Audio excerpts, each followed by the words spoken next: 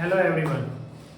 पिछले वीडियो में हमने speed is equal to distance बटा टाइम का फॉर्मूला पढ़ा था, राइट। इस वीडियो में थोड़ी ग्राफ समझेंगे और कुछ प्रॉब्लम बनाना सीखेंगे, ठीक है ना। बेसिकली ये दो काम करना चाहिए। ग्राफ है क्या? ग्राफ एक बहुत इंपॉर्टेंट इंस्ट्रूमेंट है। ये इंस्ट्रूमेंट कहने से ज़्यादा बेहतर होगा, कह सकते इम्पॉर्टेंट टूल्स है। हालांकि इंस्ट्रूमेंट टूल्स में ज़्यादा अंतर नहीं होता। तो एक्चुअली ग्राफ एक ऐसा टूल्स है जिसपे हम मोशन को बहुत आसानी से रिप्रेजेंट कर सकते हैं। पूरे मोशन ही नहीं, दुनिया की सब चीज़ों को ग्राफ पर एक्सप्रेस किया जा सकता है। लाइफ की ऐसी कोई भी चीज़ नहीं है जिसे हम ग्राफ पर ना कर सके। हम मोशन, न सिर्फ हम इमोशंस, एंगर, हीट, टेम्परेचर, हमारे लाइफ में आने वाले कुछ भी हम उसे ग्राफ में एक्सप्रेस कर सकते हैं। स्टैटिक्स में तुमने ग्राफ बनाया है ना। स्टैटिक्स में ग्राफ जिसमें चीज़ों का दाम बढ़ रहा हो, घट रहा हो, हर तरह का चीज़ों का हमने बनाया है। तो ग्राफ का कोई लिमिटेशंस नहीं है, उसमें हर चीज़ एक्सप्रेस किया जा सकता है। लेकिन बेसिकली हम जो यहाँ ग्राफ करेंगे वो तो डिस्टेंस और टाइम मोशन ग्राफ है। तो ग्राफ इसको नाम देंगे मोशन ग्राफ। अब मोशन ग्राफ में भी हम एक ही ग्राफ को स्टडी करेंगे। क्या? डिस्टेंस टाइम ग्राफ, क्लास 7 के लिए। क्लास 9 वाली वीडियो जब शूट करेंगे तो फिर उसमें बात करेंगे अलग अलग तरह के और डिफरेंट तरह के ग्राफ को, है ना। Velocity time graph, acceleration time graph, ठीक है। तो डिस्टेंस टाइम ग्राफ,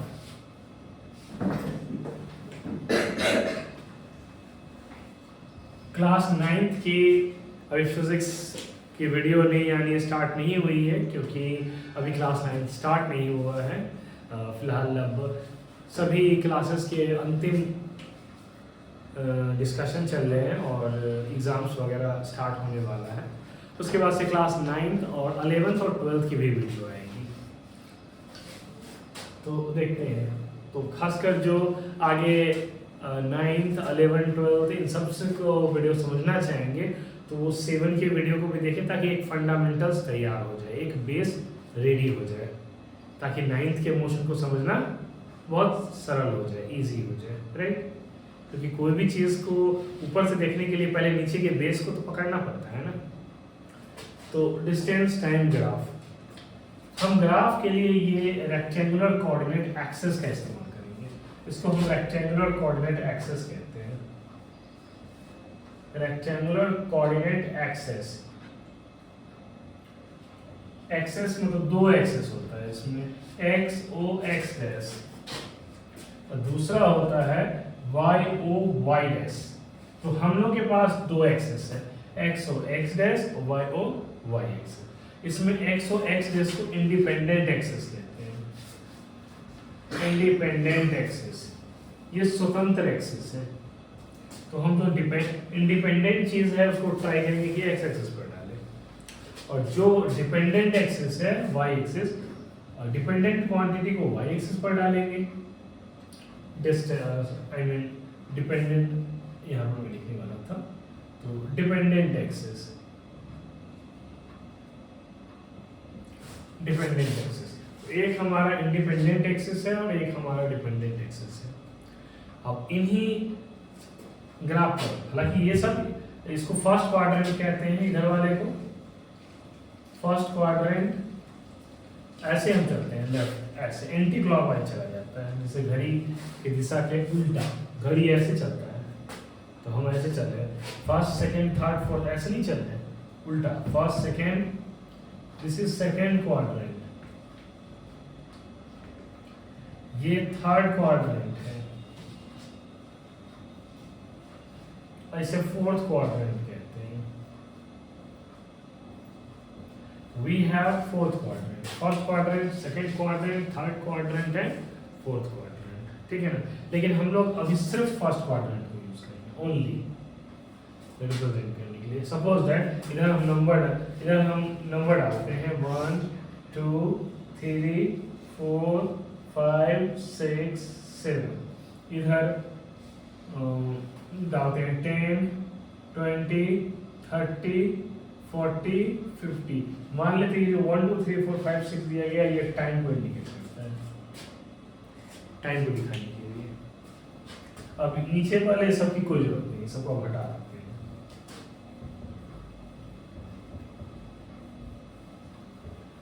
अब हम ना थोड़ा सा ऐसे आ जाते हैं।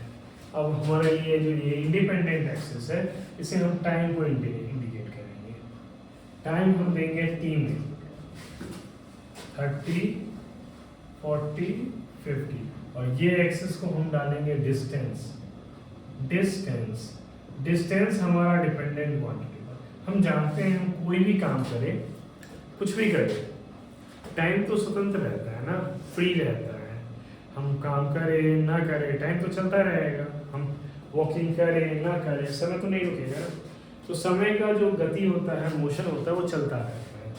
हम चले या ना चले, वो टाइम के रिस्पेक्ट में ही होगा। जैसे मैं चलना स्टार्ट किया तो टाइम के साथ में मोशन में हूँ, मैं नहीं चल रहा हूँ तो भी हम टाइम के रिस्पेक्ट में रुका हुआ हूँ, दोनों में है ना। इसलिए टाइम इंडिपेंडेंट चीज़ है। टाइम हमारे चलने या ना चलने पर निर्भर नहीं करता, लेकिन हमारा चलना या ना चलना टाइम पर निर्भर करता है। यानी कि डिस्टेंस टाइम पर डिपेंड करता है, टाइम इंडिपेंडेंट है। अब सपोज दैट कुछ ऐसी सिचुएशन लेते हैं, एक लड़का है, वो पहले घंटे में, ये टाइम ना आवर में दिया गया है और डिस्टेंस मान लेते हैं किलोमीटर में दिया गया है। एक लड़का है जो पहले घंटे में 30 किलोमीटर पर है, तो कहाँ उसकी कोऑर्डिनेट कहाँ पर होगी? 1 आवर से ग्राफ में एक दो तरह का लाइन होता है, एक वर्टिकल लाइन होता है और एक, तो हम वर्टिकल लाइन को फॉलो करेंगे और फॉलो करते हुए ये जो 30 की तरफ से जो हॉरिजॉन्टल आ रहा है वहां पर डॉट डाल देंगे। ये लाइन हमको खींचना नहीं है, तो ग्राफ में पहले से लाइन खींचा हुआ रहता है ना, हमको बस फॉलो करना है लाइन को। 1 घंटा को हम फॉलो किए, आप किससे लाके मिला दिए? 30 से। यही हमारा कोऑर्डिनेट हो गया। कोऑर्डिनेट का मतलब पोजीशन। ग्राफ हमें एक्चुअल बताया था कि हम कहाँ पर हैं। जैसे इसी रूम में देखो, इसको एक्स एक्सिस मान लो, उसको वाई एक्सिस, तो मान लो कि 1 2 3 4 मीटर पर इधर खड़े हैं, 3 मीटर उधर पर खड़े हैं, फिर हमारी लोकेशन कहीं यहाँ पर शायद आ जाएगी। नहीं, तुम आज जो गूगल वगैरह देखते हो वो क्या है, वही कोऑर्डिनेट सिस्टम ही यूज करता है ना। देखो सेकेंड आवर में वो कहाँ पर है, फिर से वही 30 पर है। थर्ड आवर में देखो अगेन वो 30 पर है। फोर्थ आवर में देख लो, फिर से वो है। फिफ्थ आवर में देख लो, सिक्स्थ आवर में, सेवंथ आवर में। तो नोटिस करो हमारा टाइम चेंज हो रहा है, बट मेरा क्या नहीं चेंज हो रहा है? कुछ चेंज ही नहीं हो रहा है। यानी समय के साथ हमारी दूरी में कोई परिवर्तन नहीं हो रहा है। तो तुम कह सकते हो कि समय बदल रहा है, लेकिन हमारी, तो हम कौन से अवस्था में यहाँ पर? रेस्ट। तो रेस्ट ग्राफ का नोट करके देखो कि 3 तरह का ग्राफ ऐसे हो गया। रेस्ट ग्राफ यानी जाहिर बात है कि कोई चीज़ या तो रेस्ट में होगा या पीछे मोशन में होगा। तो कोई चीज़ को रेस्ट में दिखाना हो तो ग्राफ पर कैसे पहचानोगे कि कहाँ पर रेस्ट है? अगर कहीं पर स्ट्रेट लाइन खींचा हुआ है पैरेलल टू टाइम एक्सिस, तो समझ लो बॉडी को रेस्ट में शुरू किया जा रहा है। तो ये हो गया स्ट्रेट लाइन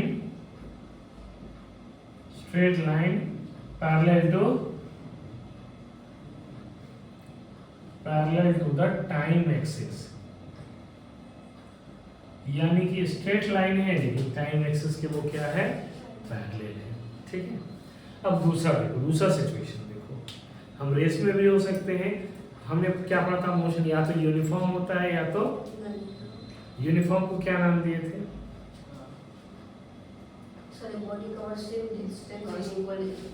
डेफिनेशन, लेकिन मैंने उसके लिए एक और वर्ड का इस्तेमाल किया, या कांस्टेंट स्पीड।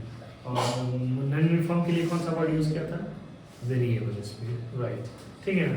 तो अब देखो इस सिचुएशन में अगर हम चलते हैं, जरा देखो, फर्स्ट आवर में हम जाते हैं 10 किलोमीटर पर, सेकेंड आवर में हम पहुंचते हैं 20 किलोमीटर, थर्ड आवर में पहुंचते हैं 30 किलोमीटर पर, फोर्थ आवर में पहुंचते हैं 40 किलोमीटर पर, 5th आवर में पहुंचते हैं हम, सही है ना। अब हम सारे डॉट टू डॉट को मिलाए तो क्या हो जाएगा, हमें कैसा लाइन मिलेगा, स्ट्रेट लाइन। ये भी स्ट्रेट लाइन है लेकिन ये एक्सिस के पैरेलल लिखेंगे, बल्कि नीचे से ऊपर की ओर जा रहा है। यानी कि ऐसे नोटिस करोगे ना, इसमें तुम नोटिस कर रहे हो कि आगे जा रहा है। देखो ये अगर टाइम एक्सिस इधर है, जब इधर जाएंगे तो टाइम बदलेगा, ऊपर जाएंगे तो डिस्टेंस बदलेगा। क्या ग्राफ में देख रहे हो ना, जैसे जैसे ऊपर जा रहे तो दूरी बड़ा हो रहा है ना, ऊपर की ओर जाएंगे तो डिस्टेंस बढ़ेगा और हॉरिजॉन्टल जाएंगे तो टाइम बढ़ेगा। इसमें खाली हॉरिजॉन्टल जा रहा है, वर्टिकल ऊपर की ओर तो जा ही नहीं रहा है। इसलिए हम इसमें देख सकते हैं कि खाली टाइम चेंज हो रहा है, डिस्टेंस चेंज नहीं हो रहा है। लेकिन इस केस में क्या हो रहा है, टाइम चेंज हो रहा है तो डिस्टेंस भी चेंज हो रहा है, फिर टाइम चेंज हुआ तो डिस्टेंस फिर ऊपर भाग गया।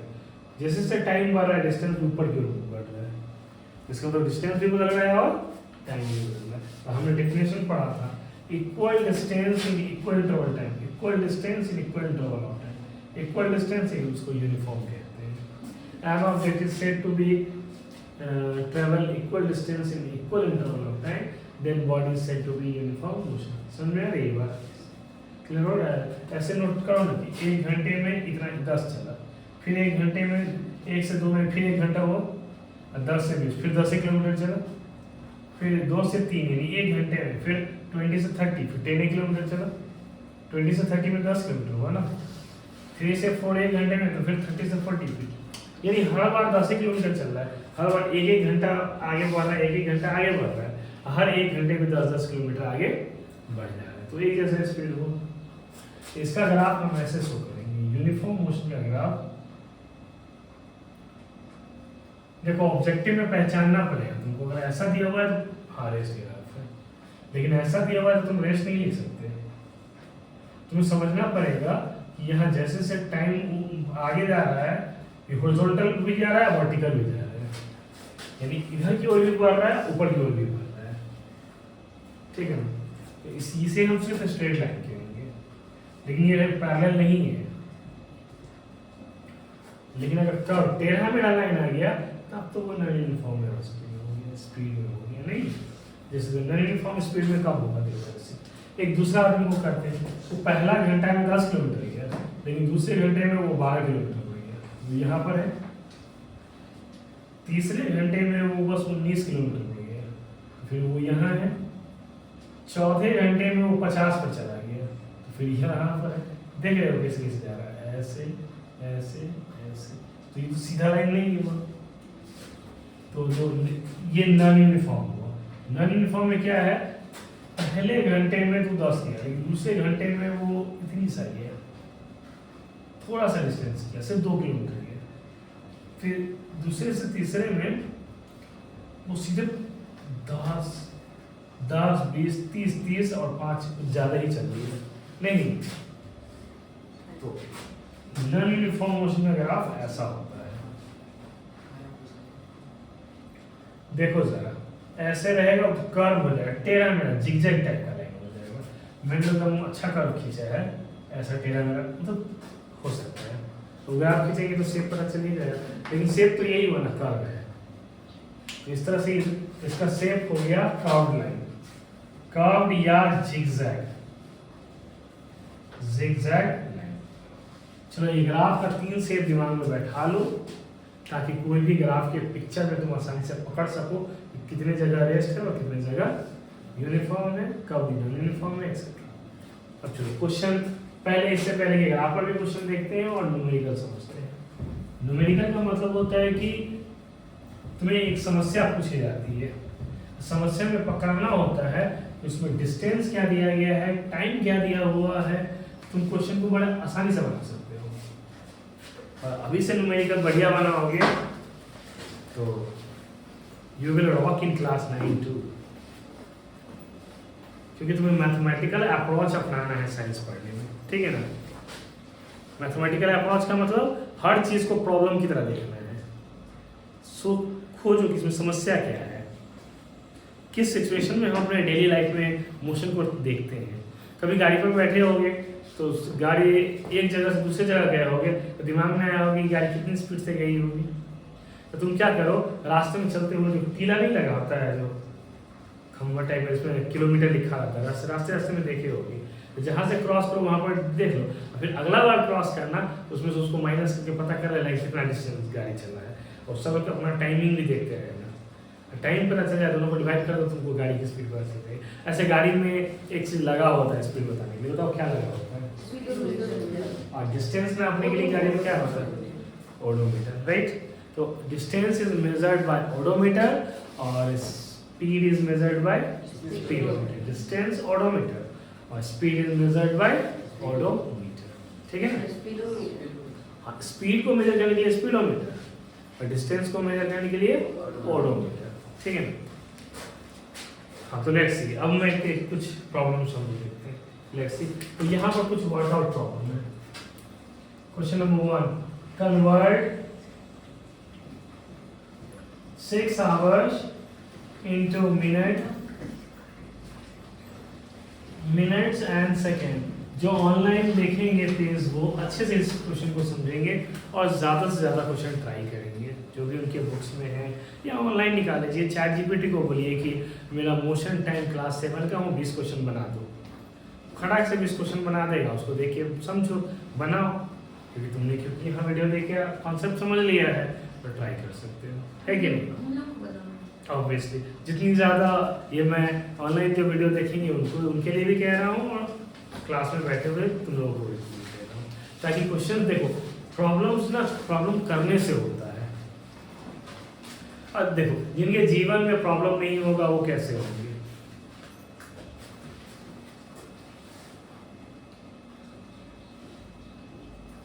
रामधारी सिंह ने एक बड़ा अच्छा इस पर स्टेटमेंट दी है।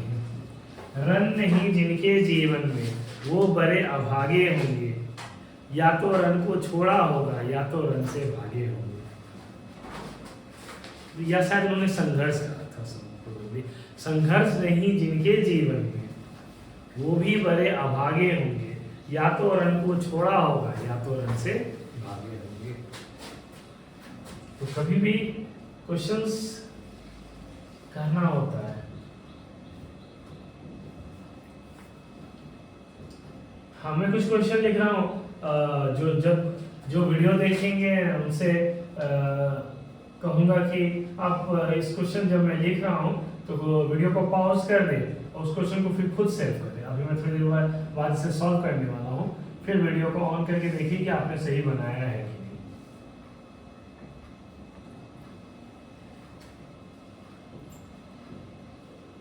A train travels a distance of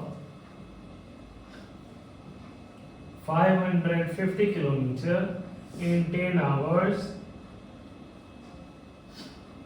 Find its speed in kilometer per hour and meter per second. पहले ये 3 क्वेश्चन समझते हैं, ठीक है? तो उम्मीद है कि आप लोगों ने इस क्वेश्चन को देख लिया होगा और यहाँ पॉज करके आप सॉल्व कर रहे होंगे, और जब सॉल्व कर लें उसके बाद वीडियो को फिर रन करें और देखें कि कैसे कैसे सॉल्व किया गया है और क्या आपका सॉल्यूशन सही है कि नहीं। तो लेट्स सी। चलिए, तो उम्मीद है कि आपने सॉल्व कर लिया होगा और आप देखिए इस क्वेश्चन का सॉल्यूशन। कह रहा है कन्वर्ट 6 आवर इनटू मिनट और सेकंड। हम जानते हैं कि 1 hour is equal to 60 minute होता है, right? 1 hour is equal to 60 minute, और हमें करना है 6 आवर्स। 6 आवर को मिनट में बदलने के लिए 6 को 60 से मल्टीप्लाई कर देंगे, हो गया, तो हो गया मिनट में चेंज। 6 6 36, 360 मिनट। अगर इसको सेकंड में बदलना हो तो क्योंकि हमने पढ़ा है कि 1 minute is equal to 60 second, तो इसीलिए 360 मिनट है। मिनट को हटा के उसको जगह 60 सेकेंड डाल देते हैं, तो हो जाएगा 6 6 36, कैरी 3, 6 3 18, 18 3 21, उस पर 2 0, इतना सेकेंड। क्लियर है? सबको समझ में आ गया? अब नेक्स्ट क्वेश्चन देखते हैं। क्वेश्चन नंबर 2 कह रहा है कि calculate the time period of a simple pendulum that takes 50 second to complete 10 oscillations. तो हमने क्या डेफिनेशन पढ़ा था कि अगर 10 ऑसिलेशंस को वो 15 सेकेंड में पूरा करता है तो 1 ऑसिलेशंस को कितनी बार में पूरा करेगा? 10 नीचे चला जाएगा। हम यूनिटरी मेथड यूज कर सकते हैं क्या? और हमने पढ़ा था कि एक ऑसिलेशन पूरा करने में जो समय लगता है, एक ऑसिलेशन, उसी को हम फ्रीक्वेंसी कहते हैं। एक ऑसिलेशन में कितना समय लगा, तो 1 ऑसिलेशन को ही फ्रीक्वेंसी कहते हैं। तो इसको डिवाइड करेंगे तो 1 एक ऑसिलेशन को पूरा करने में जो टाइम है, एक ऑसिलेशन बराबर इतना टाइम, एक ऑसिलेशन बराबर इतना टाइम, तो ये टाइम पीरियड हो गया, यानी 1.5 सेकेंड। और अगर हम फ्रीक्वेंसी निकालना चाहते हैं, इसी का उल्टा कर देंगे कि हाँ 15 सेकेंड में 10 बार ऑसिलेट करता है। डेफिनेशन क्या पढ़ा था हम लोगों ने कि number of oscillations completed in 1 second. एक सेकेंड में जितना बार ऑसिलेशन करेगा, अभी 15 सेकेंड में 10 बार ऑसिलेशन कर रहा है, तो एक सेकेंड में ये 10/15 ऑसिलेशन करेगा। यही फ्रीक्वेंसी हो गया। एक सेकेंड में कितना बार ऑसिलेशन? नहीं, डेफिनेशन तो यही था ना, the number of oscillation completed in 1 second is called frequency. तो एक सेकेंड में इतना बार ऑसिलेशन करा, एक सेकेंड के ऑसिलेशन को ही फ्रीक्वेंसी कहते हैं। डिवाइड करेंगे तो 5 to the 10, 5 to the 15, 0.6 to the 18, 6 to the 18, अनंत का तो ये तक बढ़ता रहेगा। यानी कि तो इस ऑसिलेशन को हम हर्ट्ज में एक्सप्रेस कर देते हैं, क्योंकि फ्रीक्वेंसी का SI यूनिट हर्ट्ज होता है और टाइम पीरियड का सेकेंड।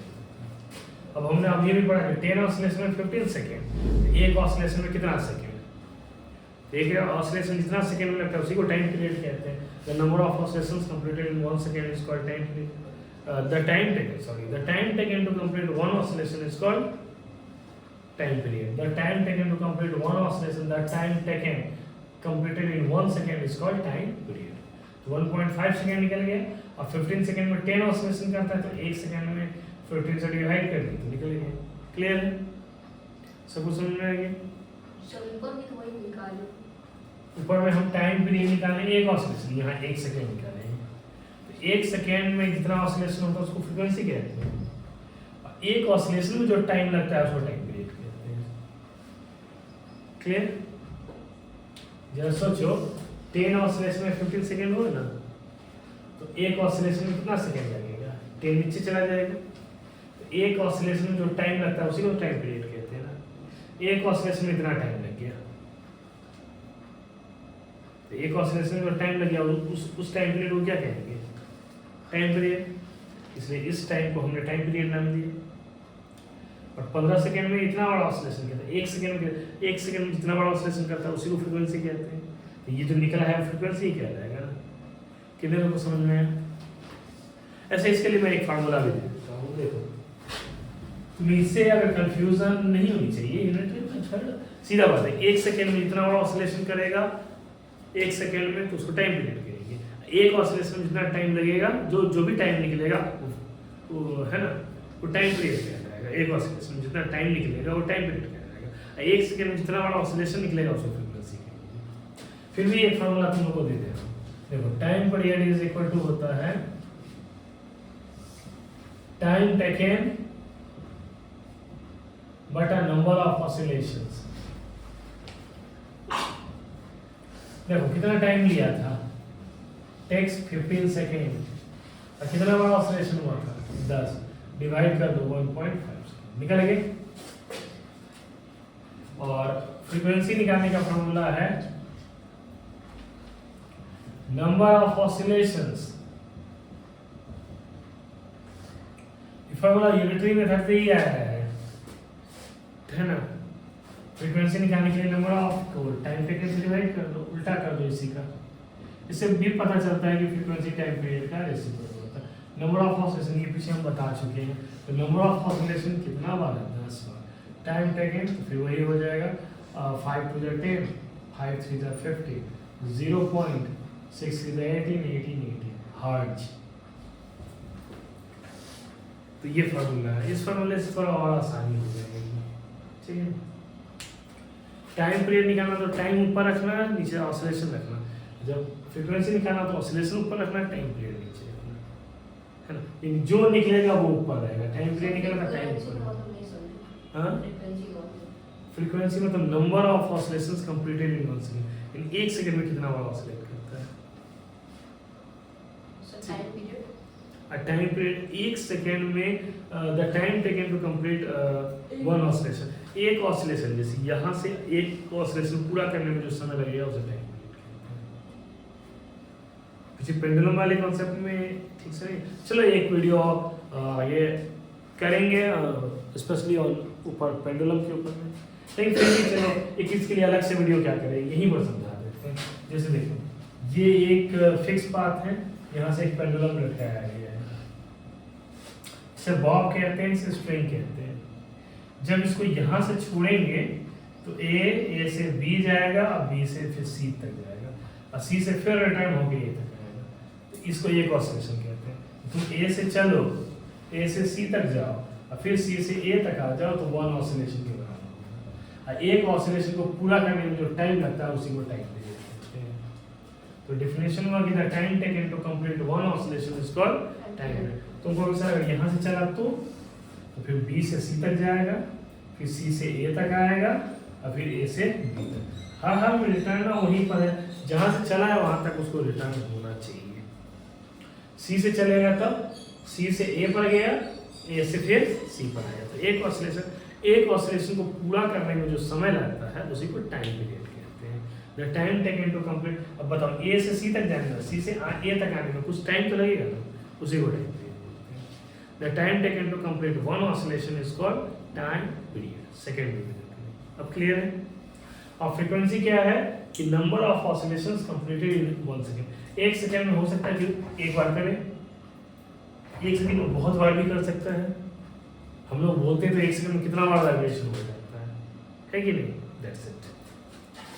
अब आप तीसरे नंबर का क्वेश्चन, तीसरे नंबर का क्वेश्चन क्या कह रहा है, क्या है कि अ train travels a distance of, distance कितना दे रखा है 550 किलोमीटर। एक ट्रेन ट्रेवल्स करता है डिस्टेंस 500 कितना टाइम में 10 आवर्स में। इसीलिए स्पीड का क्या फार्मूला पढ़े थे, डिस्टेंस बाय टाइम, बहुत ही पॉपुलर फार्मूला है, डिस्टेंस बटा टाइम। डिस्टेंस है 550 बटा 10, 0 से 0 कर लिया तो 55 किलोमीटर पर आवर। एक काम तो हो गया, हम किलोमीटर पर आवर में निकालना था। अब मीटर पर सेकंड में निकालने के लिए क्या करेंगे, 1 किलोमीटर पर आवर कितने इक्वल होता है 5/18। 1 kilometre per hour is equal to होता है 5/18 metre per second. Kilometre per hour को जब मीटर पर सेकेंड में बदलना हो तो 5/18 मल्टीप्लाई कर दो, और मीटर पर सेकेंड को अगर किलोमीटर पर आवर में बदलना है तो 18/5 उल्टा कर दो। 1 meter per second is equal to 18/5 kilometer per है। ठीक है ना। इस तरीके से हम आराम से प्रॉब्लम कर सकते हैं। एक और क्वेश्चन करते हैं, 2 क्वेश्चन और है बुक में, तो let's see.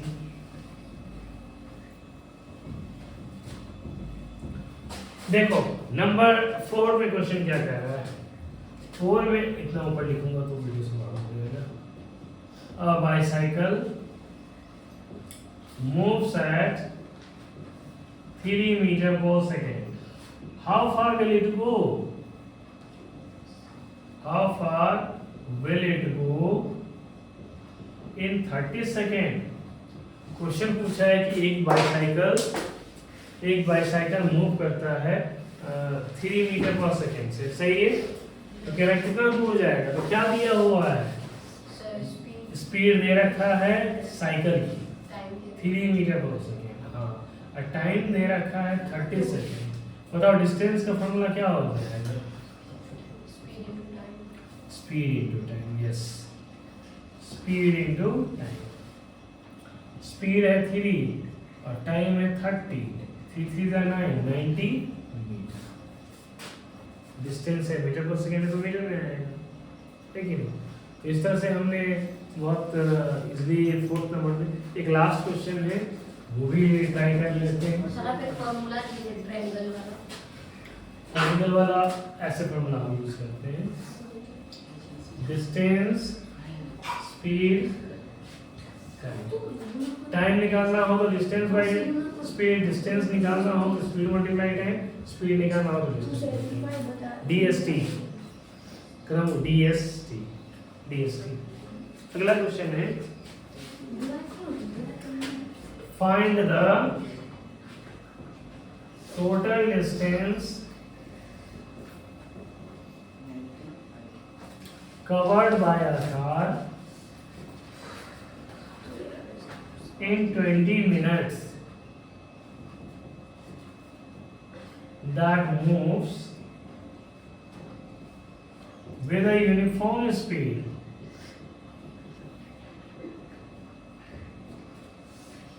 of 50 km/h for the first 10 minutes and then with a speed of 60 km/h for the next 10 minutes। आसान है ना? कह रहा है कि ये टोटल डिस्टेंस निकालो कार का। तो कह रहा है कि एक कार 20 मिनट जाता है इतनी स्पीड से। तो पहला सिचुएशन के लिए डिस्टेंस निकालेंगे और हम जानते हैं अभी भी पढ़ा था distance is equal to speed multiply time. तो ऐसा निकालते हैं total distance covered by car,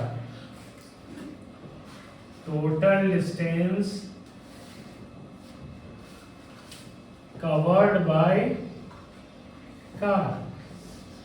पहला केस देखो 20 मिनट लगाया था जिसमें वो 50 किलोमीटर पर आवर का स्पीड मल्टीप्लाई कर दी। तुम कहोगे सर ये तो मिनट में है, ये किलोमीटर पर आवर में है, कैसे होगा? तो 60 से इसको डिवाइड कर देते हैं। याद है ना 1 आवर इक्वल टू 60 मिनट। तो मिनट को आवर को मिनट में बदलना हो तो 60 मल्टीप्लाई करेंगे, लेकिन मिनट को आवर में बदलना हो तो 60 डिवाइड करेंगे। तो ये 20 मिनट था, 20 को 60 से डिवाइड करके तो आवर में बदल गए और ये पहले ही से किलोमीटर पर आवर में है। प्लस अगला 10 मिनट फॉर द फर्स्ट 10, नहीं ये कुछ और ही कहा है। Find the total distance covered by car in 20 minutes में टोटल डिस्टेंस निकालना है जिसमें पहला 10 मिनट, तो पहला 10 मिनट है। तो 50 मूव्स करता है uniform speed of 50 kilometre for the first 10 minute. पहला 10 मिनट के लिए उसकी स्पीड थी 50 किलोमीटर पर आवर। फिर बोला अगला 10 मिनट के लिए, तो 10 को फिर 60 से डिवाइड कर दो, 60 किलोमीटर पर आवर हो गया। ये भी किलो आवर में है, किलोमीटर पर आवर में, ये आवर में किलोमीटर। यूनिट हमेशा एक जैसा होना चाहिए। अब कट करो, 0 से 0 कट गया, 50/6, यहाँ 60 से 60 कट गया, कितना हुआ 10। एलसीएम ले लो 650, 10 6 जा 6 5 11, 110/6, 2 से कट करो, 2 3 जा 6, 2 5 जा 10, 10 1 11, 2 5 जा 55/3। डिवाइड करो, कितना वन लग जाएगा? 3 1 जा 3, 3 4 5 2, कितना 7 3 जा 8 3 जा 24, 24 1 25, 3 3 जा 9, 3 3 जा 9, इतना किलोमीटर। स्पीड में किलोमीटर पर आवर नहीं, हम तो भूल गए क्या ये आवर में था, ये किलोमीटर पर आवर में था। आवर से आवर कट गया ना, ये आवर में था, ये किलोमीटर पर आवर में था। आवर से आवर, ये भी किलोमीटर, ये भी किलोमीटर, कितना में निकला? Kilometre kilometre kilometre. लिखना जरूरी नहीं है, समझाने के लिए फिर तो यही था मोशन एंड टाइम। ठीक है ना? अगले वीडियो में हम अगले चैप्टर को कवर करेंगे। तो वीडियो को ऐसे ही देखते रहिए, सब्सक्राइब करिए अपने जान पहचान वालों के बीच में। आपने इस वीडियो को पूरा देखा है तो इसे लाइक करें, सब्सक्राइब करें। Thank you.